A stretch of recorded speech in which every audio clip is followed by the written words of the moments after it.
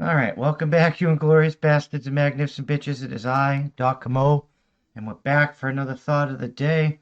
And it has It has begun. begun!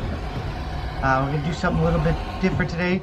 We're going to go over some local news here in New Hampshire. Then we're going to talk about the some of the government, the federal government. We're going to highlight some fuckery going on Winning? No. in LA. And people can vaccinate them damn selves. There seems to be a push for America to vaccinate the world. It's not my job to vaccinate Israel. It's Israel's job to vaccinate Israel. It's not my job to vaccinate England. It's England's job to vaccinate England, etc., etc., etc. But first, yeah, I can't even speak today. First, I want you to please like, share, subscribe, leave a review, use whatever the tools available to you on your platform of choice is. It will help boost us in that algorithm on said platform immensely, which will help us out. Consider going to the actual website, www.that'sapoint.squarespace.com, and becoming a member and or joining the email list and viewing us directly from the website. That also helps us. And you can buy some merch at the merch store if you want to buy some merch at the merch store. We're giving away a free t-shirt at the end of the month. We're giving away the Like a Government shirt. And look forward to that at the end of the month. We'll pick a random subscriber, send it out to you. We're trying to make 500 subscribers by say June-ish. If you can help out, just subscribe. We're trying to do that. Share us out there. Get it done. You guys are our army, the Inglorious Bastards, the Magnificent Bitches. We can't beat the censorship machine without you. But without further ado, let's get into some New Hampshire fuckery. Excuse me. So we got a man has been charged for detonating 80 pounds of homemade explosive That's how winning is done! at New Hampshire gender reveal party that triggered an explosion, police say. So yeah, so a man who turned himself in for a New Hampshire gender reveal party that triggered an explosion has been charged with disorderly conduct. Police confirmed this week. Was it a boy or a girl? Yeah, Anthony Spinelli, who police said bought and detonated around 80 pounds of the explosive tannerite at the party, turned himself into the Kingston Police Department, according to the statement, said the CNC. The explosion took place in April in a quarry near a concrete mixing business. Tannerite is target used for firearms practice that also comes in a gender reveal variety, police said in the statement. 80 pounds of blue or pink fucking tannerite. Yeah, Oh no. my god, tannerite's explosive. If you don't know that, you shoot it, it's explosive. After Kingston police arrived, the partygoers admitted the explosion had been part of a gender reveal party and later told a detective that they'd chosen the quarry because they felt it was a safe location to detonate the explosives. Police said, but the detonation triggered tremors that some neighbors who lived near the quarry believed came from an earthquake. Oh, this is fucking fucked up. I like this kind of fuckery. Winning? This is different kind of fuckery. After a Kingston police investigation found that the explosion hadn't caused additional property damages, Spinelli was charged with disorderly conduct due to the fact that the caused public alarm. Police said in a statement. CNN has made repeated attempts to reach Spinelli and hasn't heard back. There is currently no attorney information available for Spinelli, according to New Hampshire Judicial Branch spokesperson. Kingston's police didn't report any injuries from the explosion. Other gender reveal parties that have triggered explosions have caused significant harm. In February, a soon-to-be father in New York died after a device exploded. The same month, a Michigan man was killed when a celebratory cannon exploded.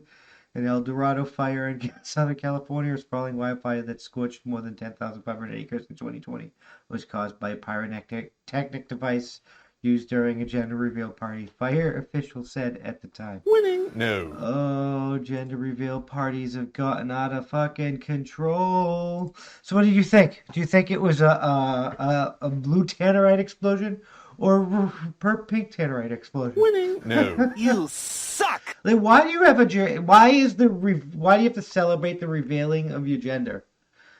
Boy, girl, does it really matter what your kid is? Does it really need to be celebrated? No, not really. Your kid needs to be celebrated.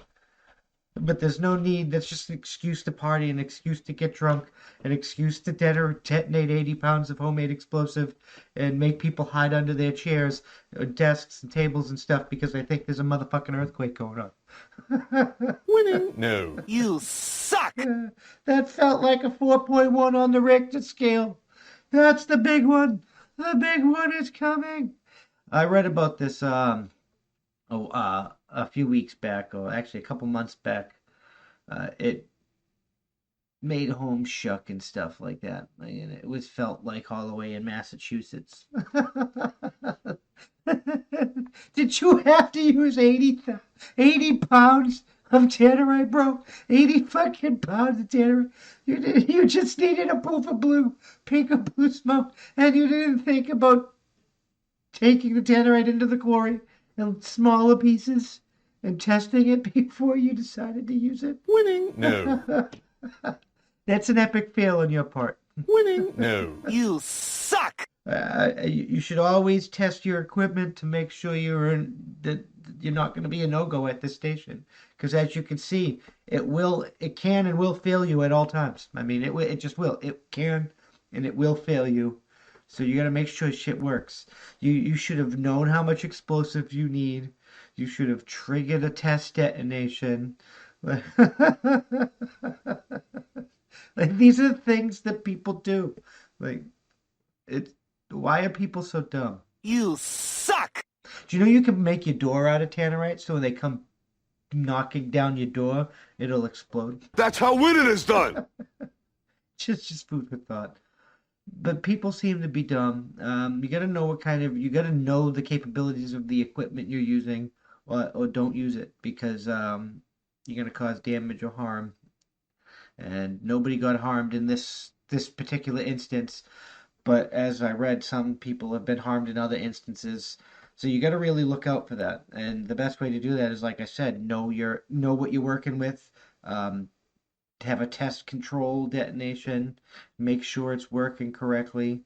Because then he could have gotten the civil disorderly thing and realized that we're not going to do it at the party, and he would never put anybody in danger. I'm just fucking saying. All right, moving right along. It seems like the Israeli-Palestine conflict is spilling over into the United States. Now, I know I was talking shit about the rest of the world when our problems are spilling out over into their countries, but what the fuck is up with America sucking Israeli cock? I mean, I don't give a fuck. Like, I'm not anti-Israeli. I don't fucking support Palestine. I think Hamas are terrorists.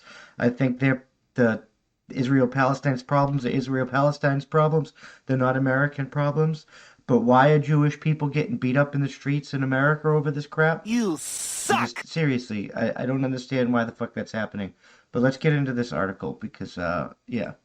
A Jewish attack at La Cienega restaurant by pro-Palestinians. Cop says hate crime.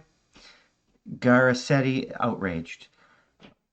An attack on a group of Jewish men at a restaurant in the Beverly Grove area, which were being investigated by police Wednesday as a possible hate crime, drew commendation from the mayor and from Los Angeles city councilman who said the victims were Jewish diners targeted by a pro-Palestinian group.